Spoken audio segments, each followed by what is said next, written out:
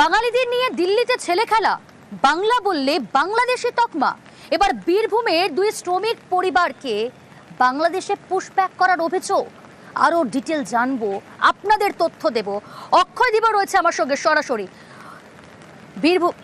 বীরভূমের দুই শ্রমিক পরিবার, তাদেরকে বাংলাদেশে পুশব্যাক, মহিলা শিশু সহ 6 জনকে বাংলাদেশে পুশব্যাক। দিল্লি পুলিশের বিরুদ্ধেই সরব হয়েছে পরিবার। নাগরিকত্বের নথি দিলেও না মানার অভিযোগ পুলিশের বিরুদ্ধে। বাংলা শ্রমিক পরিবারকে বাংলাদেশে পাঠানোর অভিযোগ। বাংলা বলায় ফের বাংলাদেশি তকমা। বীরভূমের দুই শ্রমিক পরিবারকে বাংলাদেশে পুশব্যাক, মহিলা শিশু সহ 6 জনকে বাংলাদেশে পাঠানো হয়েছে, এই অভিযোগ সামনে এসেছে। আর কি জানা যাচ্ছে, অক্ষয় দিবা রয়েছে আমার সঙ্গে সরাসরি। অক্ষয়,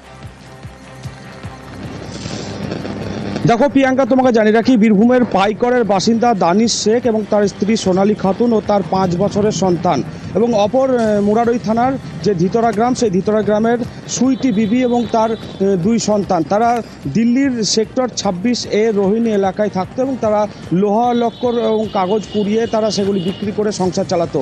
মূলত যেটা অভিযোগ আসছে যে দিল্লির KN কার্জু মার্গ থানার পুলিশ গত 18ই জুন তাদেরকে আটক করে প্রথমে এবং তাদেরকে নাগরিকত্ব, ভারতীয় নাগরিকত্বের বিভিন্ন পরিচয়পত্র দেখতে চায় এবং অভিযোগ যে তারা পরিচয়পত্র দেখানোর পরও তাদেরকে কিন্তু আটকে রাখা হয় এবং গত 21শে জুন তাদের পুশব্যাক করে এই 6 জনকে বাংলাদেশ পাঠিয়ে দেওয়া হয়েছে, তেমনটাই অভিযোগ এই পরিবারের সদস্যদের। এবং এই যারা পরিবারের সদস্য আছে তারা স্থানীয় থানা পাইকর থানাতেও একটি অভিযোগ দায়ের করেছেন এবং মূলত যেটা অভিযোগ করছেন যে তারা দীর্ঘদিন থেকে তাদের পরিবারের সদস্যরা দিল্লিতে তারা এই কাজ করত এবং ওখানেই বসবাস করত, তবে বাংলা ভাষা বলার জন্য এবং বাঙালি হওয়ার জন্য সেই অপরাধে তাদেরকে কিন্তু পুশব্যাক করে বাংলাদেশ পাঠিয়ে দেওয়া হয়েছে, তেমনটাই অভিযোগ করছে এই পরিবারের সদস্যরা।